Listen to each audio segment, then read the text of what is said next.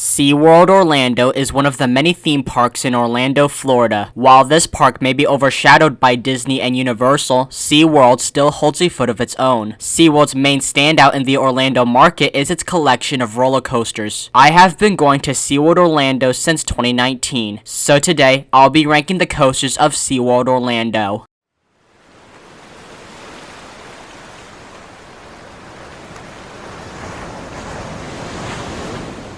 Before we get started, I need to address the fact that only 3.1% of my viewers are actually subscribed. I don't know about you, but check if the button below the screen is red. Become a sheep and subscribe, as that helps our monthly fight against the YouTube algorithm. With that out of the way, let's get started. Number 8. Super Grover's Boxcar Derby, the Z-Force 3 from 2006. The park's kiddie coaster is nothing special. However, Grover is a larger force coaster that features longer twists and turns, so it's good for the kids. And you don't feel weird and awkward while riding it. For being a kiddie coaster, it's one of the better kids coasters out there. But it's nothing special for adults and has a bit of a rattle to it. Yeah, that's right, a kids coaster that's shaky. Don't know what that's about. Number 7. Journey to Atlantis, the Mock Rides water coaster from 1998. The first true water coaster to be built, this is barely a coaster at all. Journey to Atlantis is a combination dark ride, log flume, and coaster. The only real coaster moment is the curving drop in the dark into the final splashdown. 90% of this ride is a log flume. The first portion is a dark ride section with physical props, but it's hard to tell what the story is since the effects are a little worse for wear, especially with set pieces that are broken or turned off. Then you rise, turn left, and drop into the splashdown. No airtime, but the splashdown is refreshing. But that's not the wettest part of the ride. That comes afterwards from this dip. Because when you hit the splashdown, the boat jerks left, causing a deluge of water to enter the boat. Then you rise into darkness, turn right, and finally, you have the lone coaster bit into the splashdown. While Journey to Atlantis is nothing crazy and has gotten snake bit over the years, it's a nice way to cool down in the hot Florida sun. This is good because the last thing we need is to get assaulted by the sun. But by being 90% log flume, most people would rather take the coasters over this. Number 6.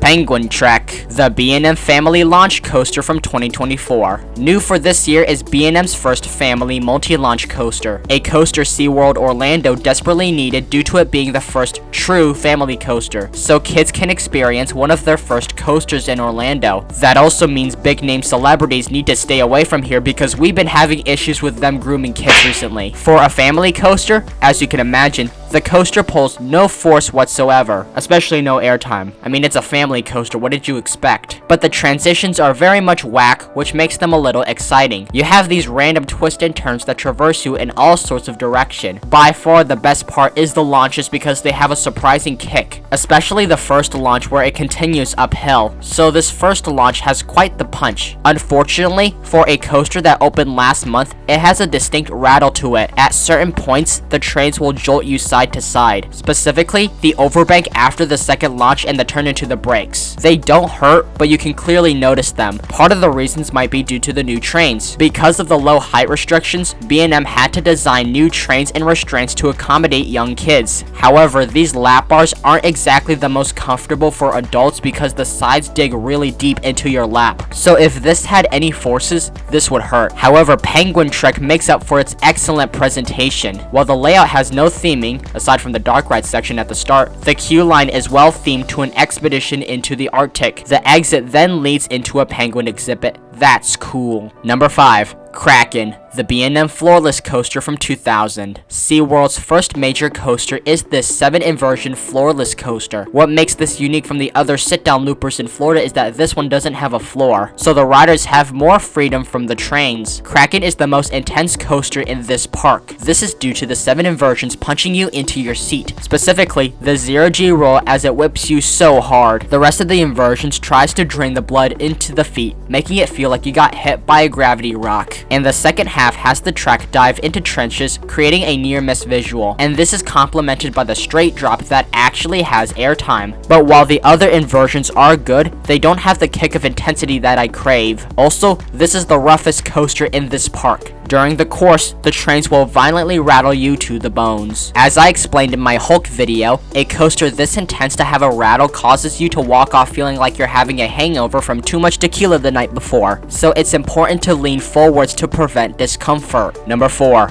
Icebreaker, the Premier Ride's custom skyrocket from 2022. Stepping up from Penguin Trek is Icebreaker. This premier coaster is broken up into 2 parts. The first part is the swing launch sequence. This part launches the trains 4 times to get up to speed. 2 are launched backwards into an airtime hill and a beyond vertical spike, while the other 2 are launched forwards into an airtime hill and a top hat. The launches here are not the strongest, but the second pass of each has enough momentum for the 2 hills in this section to have powerful airtime, and the top hat launches you out of your seat. This transitions you into the second half. This first consists of 2 powerful bunny hills that gives great air. However, this leads into a big issue with Icebreaker. That's the glaring pacing issues that occur during the second half. After the 2 bunny hills is a dead sequence that first begins with this whack turnaround that barely has any force. Then you have this RMC-esque wave turn that also barely pulls any force. And the worst of them is this hill where, despite the speed, has absolutely no airtime. You don't even rise out of the seat. But then Icebreaker returns to greatness with one more airtime hill and a hop into the brakes. Icebreaker, while not intense, has a decent layout I could enjoy. I'd probably like it more had it not been for the ride's trains, which is a major downside. The issue doesn't come from the restraints. Rather, it's the size of the trains. There is not much room in those trains, which makes them very cramped. It's like you're sitting in a tight wooden box, and they make it hard to get in and out of. But this is a coaster I would ride if the trains didn't make it so hard. Number 3.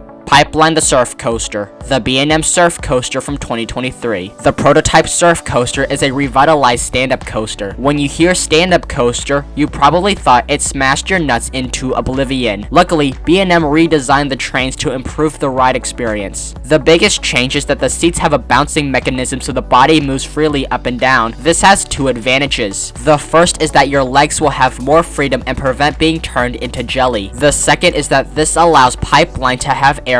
You heard that right. Pipeline has several moments where you lift off the ground. There are 5 specific moments of sustained air. The speed hill that's on the launch, the big S hill, which provides such sustained air, the hill after the corkscrew, the hill in the middle, and the switchback hill right before the brakes. The rest of the layout is filled with overbanks that don't do too much, which is understandable because the forces can't be too high. And the launch has a kick to it, especially with that speed hill that shocks first-time riders. The worst thing is the vest restraints that can tighten your collarbone quite a bit, so by the end, you feel like your shoulders are being pressed together. However, I won't complain because the vest seems to only be a Pipeline issue, as I've ridden other B&Ms with vest restraints and never had this issue. Plus, the vests eliminate head banging, which is good because there's a slight rattle. Number 2. Manta, the B&M Flyer from 2009. One of the best flyers out there, Manta is a high-quality coaster with great elements. You gracefully fly through the turns and inversions while soaring through pathways and water. The 2 inline twists and the corkscrew flips you in a gliding way to give nice airflow, so the motion feels like you're flying. But right before it floats you through the scenery, it first tries to kill you via that extreme pretzel loop. A pretzel loop is essentially a loop if you flip it upside down. During the pretzel loop, you dive headfirst into the ground. You will be hit with so many positive G-forces from this element that you will be drained out and feel heavy, cause at the bottom, I cannot move due to the G-forces making me feel heavier. That's how intense it is. This is hands down one of the most intense elements in the world. But while this is the lone element with extreme positives, the rest of the layout is good. The first half weaves you flying through inversions and turns while passing over pathways and the net containing the lost items of dumb people. Then the second half has several near-miss elements with water and the rocks as you pass through a nice landscape, and the turns and last inline twist attempts to scrape you into the ground. But when you hit the brakes, you might be uncomfortable in the flying position because the operations on Manta are slow, so you might be staying on that brake run for a while. Number 1.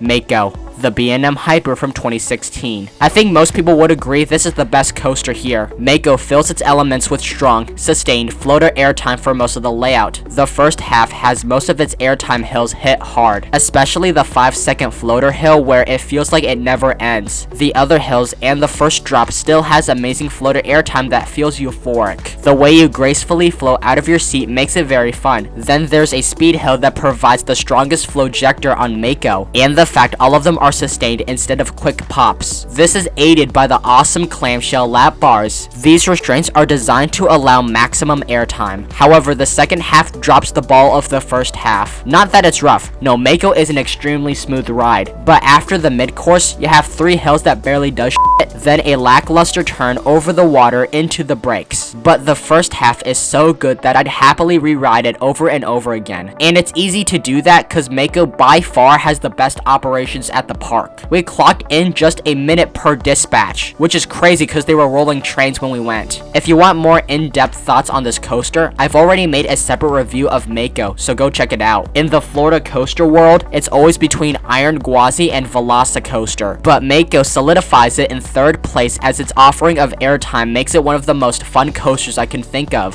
So that is my ranking of the coasters of SeaWorld Orlando. Most people can agree Mako is indeed number 1. However, the 2nd place coaster is a bit more divisive. How would you rank the coasters here, and what are your thoughts on the B&Ms? Leave all that down in the comments. If you enjoyed this video, which if you watched to the end it means you did, it'd help if you gave a like. And like I said, consider subscribing and turning on notifications. Doing this convinces the YouTube algorithm to push this content to more viewers. Finally, watch these other videos that are top tier quality. This is the Coaster Flood, riding out.